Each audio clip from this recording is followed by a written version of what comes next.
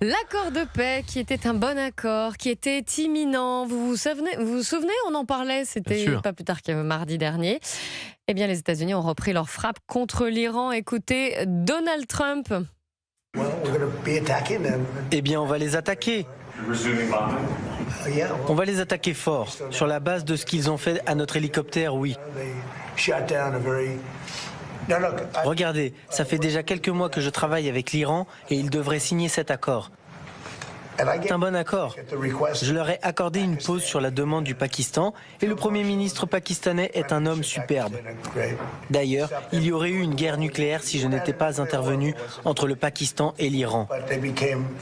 Quoi qu'il en soit, nous essayons d'ouvrir les yeux à l'Iran pour qu'il agisse dans le bon sens.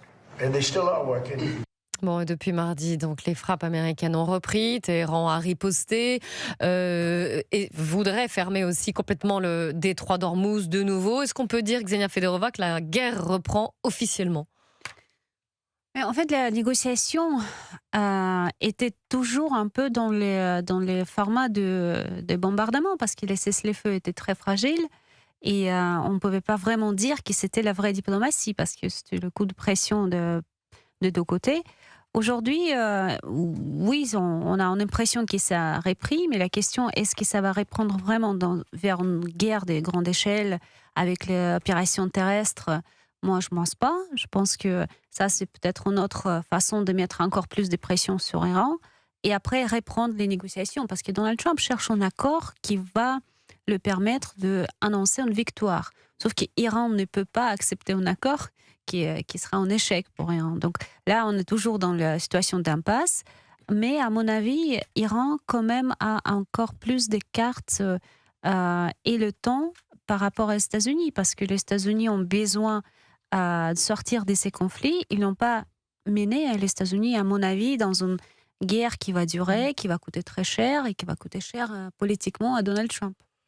Oui, je pense que la balle est dans le camp aujourd'hui de Donald Trump. Je pense qu'en effet, aujourd'hui, les Iraniens, en tout cas le régime iranien, est dans une position qui est plus confortable, si je puis dire, qu'il y a plusieurs semaines et plusieurs mois, parce qu'il y a une question qui est névralgique dans ce conflit, c'est la question du détroit d'Ormuz, et on a bien vu que ce sont les Iraniens, ce sont les navires iraniens qui détiennent aujourd'hui le détroit d'Ormuz, avec les conséquences évidemment que ça a sur l'affaiblissement de l'Occident et l'affaiblissement des États-Unis. Moi, mon téléphone, il est par exemple connecté à l'AFP tous les jours. Combien d'alertes AFP ai-je eu depuis le début de ce conflit de Donald Trump promet une riposte inédite contre l'Iran. Donald Trump promet d'éteindre la civilisation iranienne. Enfin, ça, on l'a lu et on l'a vu. Et on l'a commenté. Et on l'a commenté et écouté à de très très très nombreuses reprises. Donc ça montre que Donald Trump aujourd'hui est en effet pieds et poings liés, si je puis dire, par la situation géopolitique. Donc la question, c'est qu'est-ce qu'il va faire? Est-ce qu'il va continuer à... J'aime pas ce mot parce qu'il veut tout et rien dire, et c'est vrai qu'une guerre, on peut pas... une guerre, ça dure jamais 2 ou 3 mois. L'enlisement, mais Donald Trump est aujourd'hui dans une sorte d'enlisement. Jules Torres, je rebondis sur ce que vous disiez, mais ça fait plusieurs semaines qu'il menace, qu'il brandit ou qu'il menace l'Iran du pire. Il n'avait pas forcément le choix finalement. À un moment, il fallait qu'il agisse. En fait, la question, et c'est ce que disait Ksenia Fedorova à juste titre, la question c'est Donald Trump, il veut un accord, mais pas n'importe quel accord. Si c'est un accord où il concède trop de choses et un accord qui serait perçu comme une défaite, je peux vous dire que à la Chambre des Congrès ou même au Sénat américain ou même dans l'opinion publique américaine qui est très hostile à ce conflit-là, eh bien il le paierait extrêmement cher, avec évidemment l'agenda et le calendrier qu'on connaît tous, qui sont les élections des midterms, les élections de mi-mandat, qui a priori sera une sorte de raz-de-marée démocrate. Ça, en tout cas, c'est ce que tous les sondages disent. Donc la question, c'est qu'il veut obtenir un accord extrêmement vite, mais il ne peut pas avoir un accord au rabais, sachant que les Iraniens, eux non plus, ne veulent pas un accord qui serait synonyme de défaite. Il s'est justifié hier, le président américain. On était vraiment sur le point de conclure un accord. Mais combien de fois je l'ai lu, ça aussi. Mais il n'arrête pas de nous mener en bateau. Il se moque de nous, en parlant bien sûr des Iraniens, Ksenia Fedorova. Oui, bien sûr qu'il présente la situation de cette façon-là, mais les Iraniens aussi ont eu une expérience avec les États-Unis quand les négociations étaient menées et en même temps les États-Unis sont attaqués. Et ça s'est reproduit 2 fois. Et donc c'est vrai que les négociations étaient dans une ambiance de manque de confiance totale. aujourd'hui, je ne suis pas sûre que l'Iran se moque de Donald Trump, mais c'est sûr que les Iraniens ne peuvent pas non plus accepter un accord qui sera une capitulation. Donc pour eux, ce qui est important aujourd'hui, c'est montrer qu'ils ont toujours les cartes, ils contrôlent le détroit d'Ormuz, ils ont les alliés dans les régions qui peuvent aussi créer des problèmes pour les Américains et pour la livraison des pétroles, qui est déjà très perturbée avec le détroit d'Ormuz. Donc je pense que, franchement, je pense que le plus Donald Trump frappe Iran, le moins il y a des possibilités, une fenêtre pour les négociations. Ça, nous voilà repartis à la case départ, finalement. Alors, Pékin et Moscou, d'ailleurs, ont immédiatement réagi. Ils se sont empressés de demander aux États-Unis et à l'Iran aussi de cesser immédiatement les opérations militaires. Le Kremlin a appelé l'Iran et les États-Unis à revenir à la table des négociations et a mis en garde contre de nouvelles conséquences négatives de cette escalade pour la situation dans la région et surtout pour l'économie mondiale, puisque c'est ça qui est en jeu. Oui, c'est très drôle parce qu'on voit en effet Moscou et Pékin finalement appeler à la retenue et être les pacifistes de ce conflit. C'est-à-dire qu'on sait très bien, par exemple, que la Chine a acheté beaucoup de pétrole iranien, a finalement profité de cette situation en achetant, je crois, après le début de la guerre, 80% du pétrole iranien. Donc finalement, en donnant aussi beaucoup d'argent au régime iranien pour permettre de continuer cette guerre-là. Mais c'est vrai qu'ils veulent se comporter finalement en sorte d'adultes diplomatiques. Oui, parce qu'ils y ont des intérêts surtout. Ils ont beaucoup d'intérêts stratégiques en effet, mais aussi je trouve que leur silence et leur manière d'aborder cette séquence-là ringardisent un petit peu Donald Trump. Et c'est vrai que quand on voit le calme olympien, si je puis dire, que ce soit de Xi Jinping ou même de Vladimir Poutine là-dessus, parce qu'ils sont quand même un petit peu partie prenante. Ils sont pas co-belligérants, mais ils ont en effet soit des intérêts stratégiques, des intérêts économiques et même des intérêts politiques. Parce qu'aujourd'hui, c'est vrai que l'arrivée de Donald Trump, enfin en tout cas le retour de Donald Trump au pouvoir, a un petit peu redistribué les cartes de la géopolitique mondiale. Et c'est vrai que c'est ce qu'on disait tout à l'heure. Il s'active, il brandit la menace souvent. Donald Trump, il est dans une communication qui est excessive. Il paraît, il y a certains qui disent que il joue parfois comme un enfant, comme un fou. Bon, à côté de cela, Xi Jinping et Vladimir Poutine passent pour des êtres rationnels. Une autre chose qui est intéressante, c'est que je pense que la Russie et la Chine voient la situation un peu de côté. Quand l'Occident a besoin d'évoquer l'ordre international et le droit international, et il le fait. Mais ça dépend des intérêts. Et et puis personne ne le fait beaucoup d'ailleurs. Exactement. Et aujourd'hui, c'est exactement ce qui nourrit le discours du Sud global sur le double standard. Avant de parler de la guerre en Ukraine, je voudrais vous faire écouter J.D. Vance, parce qu'il est revenu, le vice-président américain, il est revenu sur la relation entre Donald Trump et le Premier ministre israélien Benjamin Netanyahou. On a souvent parlé ici dans ce studio des relations entre États-Unis et Israël, notamment depuis les frappes sur l'Iran. Écoutez ce qu'il a dit. Le Premier ministre Netanyahou dirige un pays qui est un partenaire très proche des États-Unis. Mais il arrive parfois que nos intérêts divergent. Ils ont été un excellent partenaire à bien des égards, mais nous devons nous concentrer sur ce qui est dans le meilleur intérêt des États-Unis.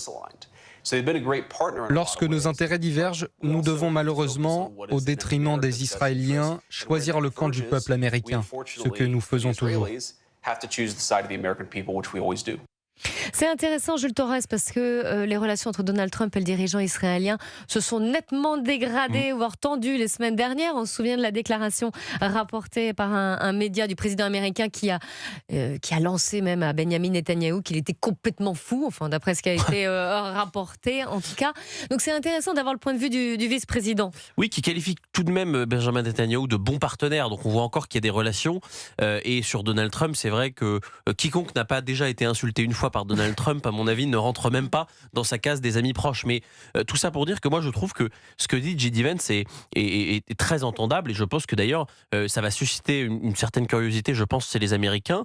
Parce que en termes de relations internationales, il n'y a pas de soutien inconditionnel. Ça n'existe pas. C'est-à-dire qu'il y a des intérêts, il y a des intérêts stratégiques, des intérêts économiques, mais il n'y a pas, l'Israël n'est pas un vassal des États-Unis et aussi l'inverse. Et c'est ça aussi que devrait apprendre, je pense, un certain nombre de dirigeants occidentaux, c'est qu'on peut avoir le même but commun, mais avoir des intérêts qui sont divergents sur un certain nombre de choses. Et c'est vrai, par exemple, que, on a souvent entendu Emmanuel Macron, et moi dans sa bouche, quand il parlait de la guerre en Ukraine, j'avais l'impression qu'il parlait comme le président polonais. Bah non, c'est pas tout à fait les mêmes intérêts, c'est pas tout à fait les mêmes relations, c'est pas tout à fait les mêmes menaces, c'est pas tout à fait, encore une fois, les mêmes, les mêmes problèmes qu'on peut avoir. Et donc je trouve que ce que dit J.D. Vance, c'est bien, et oui, c'est frappé du coin du bon sens, si je puis dire. Il dit quand même que le Premier ministre israélien a commis des erreurs sur la question de l'Iran. Il s'est refusé à détailler lesquelles. Il a ajouté il vaut parfois mieux garder ses conversations privées. Oui, c'est un partenaire exigeant. Xenia Fedorova. Moi, je pense que c'est une réponse aux Américains sur la question est-ce que les États-Unis poursuivent plutôt les intérêts d'Israël que les États-Unis eux-mêmes. Parce que la vraie erreur, et là je pense qu'on est tous d'accord, c'était en fait pour Donald Trump d'y aller en Iran. Parce qu'aujourd'hui, il cherche une sortie, il n'arrive pas à le trouver. Et le fait qu'il y ait beaucoup approché à Donald Trump à cette call, fameux échange entre Netanyahou et lui-même juste avant le début de la guerre, ça a posé des questions. Donc aujourd'hui, c'est important de préciser, je pense, pour les Américains, que oui, les intérêts sont différents et Donald Trump choisit toujours les Américains. En réalité, on verra ce qui ça donne parce que Israël et les États-Unis, quand même, restent les alliés très très proches. Mais c'est vrai que les objectifs, par exemple, pour les États-Unis et Israël cherche à affaiblir l'Iran dans le longue durée, long terme, comme on dit. Et pour les États-Unis, aujourd'hui, je pense que le vrai objectif, c'est signer un accord qui va plutôt être perçu comme une victoire que comme un échec. Le G7, c'est en France et ça sera à partir de lundi. Il y aura notamment Donald Trump et Volodymyr Zelensky. Qu'est-ce qu'on peut en attendre, Xenia Fedorova? Parce qu'évidemment, pression va être mise sur le président américain et sur le président ukrainien pour que les choses avancent du côté de la guerre entre l'Ukraine et la Russie. Moi, je pense que ces genres de sommets sont devenus plutôt la plateforme pour communication. Donc, ce qu'on va probablement attendre, c'est encore une fois les déclarations qui... les pays de G7 sont unis sur la question ukrainienne, vont continuer de soutenir l'Ukraine. Et je ne pense pas que quelque chose de vraiment important peut sortir de ces sommets. Un rapprochement quand même entre Volodymyr Zelensky et Donald Trump? Moi, je ne crois pas du tout. Je pense que ce qu'on voit aujourd'hui, ce qu'on apprend sur la question des corruptions en Ukraine, c'est exactement grâce aux Américains, parce que l'agence anticorruption est en ligne liée au FBI aux États-Unis. Donc il y a beaucoup de choses que les États-Unis sont permis de révéler. Et je pense que ça vient de volonté de Donald Trump à un peu exposer Zelensky. Je ne pense pas qu'ils peuvent diviser. Même si quand même les relations ont l'air de se réchauffer. Je ne sais pas, on verra peut-être, mais je pense que Zelensky a fait une grave erreur au début quand Donald Trump, pendant les élections, il était plutôt, il est venu aux États-Unis, il a vu Kamala Harris, il a parlé aux démocrates, il n'a jamais vraiment aidé Donald Trump sur les questions de Hunter Biden et en général la présence de Hunter Biden en Ukraine. Donc je pense que Donald Trump n'a pas oublié ça. Et en plus, pour Donald Trump, pour ses proches aujourd'hui, c'est plutôt Zelensky qui bloque la question importante, la question des territoires. Je te reste. Non, moi je suis d'accord. Je pense qu'il n'y aura pas beaucoup d'avancées majeures et concrètes après ce G7 du 15 au 17 juin à Évian. Reste que il n'y a que pour Volodymyr Zelensky que c'est un moment extrêmement important. Parce que d'abord, il doit montrer que la guerre en Ukraine ne disparaît pas derrière le conflit qu'il y a actuellement en Iran et qui occupe quand même 80% du débat et de l'espace médiatique sur la question internationale. Il suffit de regarder les chaînes d'information, il suffit de regarder les débats qui sont suscités par ces guerres-là. Ensuite, il veut encore de l'argent, il veut encore de la défense antiaérienne, il veut qu'il y ait encore plus de sanctions contre la Russie.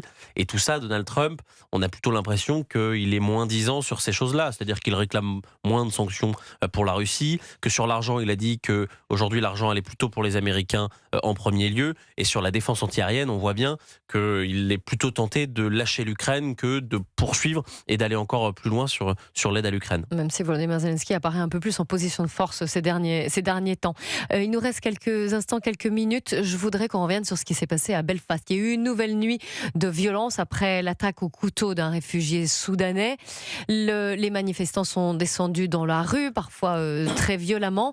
Et je voudrais vous faire écouter la chronique internationale de Vincent Hervouet, qui estime que les autorités britanniques se trompent de cible en concentrant leurs critiques sur Elon Musk plutôt que sur les causes profondes de ces violences. Alors le déni, c'est celui des autorités qui dénoncent les réseaux sociaux. À les écouter, on croirait que la propagation d'une vidéo a provoqué l'émeute.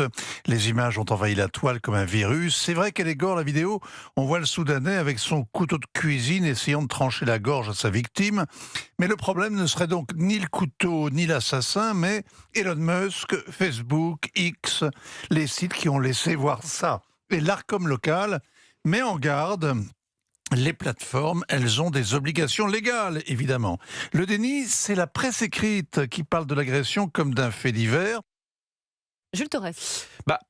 En effet, je souscris à l'analyse qui est faite par Vincent Hervouet parce que c'est pas seulement le gouvernement britannique, c'est pas seulement le gouvernement d'Irlande du Nord qui a cette fâcheuse tendance à accuser les images que l'on voit plutôt que d'expliquer les images que l'on voit. C'est-à-dire qu'on a vu dans l'actualité récente, que ce soit au Royaume-Uni avec l'affaire Henri Novak et des images absolument dramatiques et ignobles, de la même manière ici avec cette tentative d'égorgement par un migrant soudanais d'un homme, il y a des images, on ne peut pas aujourd'hui les balayer d'un revers de main, elles existent, on vit dans l'ère du numérique, donc le sujet c'est comment on fait pour éviter ça, comment on fait pour que ça ne se reproduise plus, mais c'est certainement pas la faute des réseaux sociaux si ce genre d'image elle circule.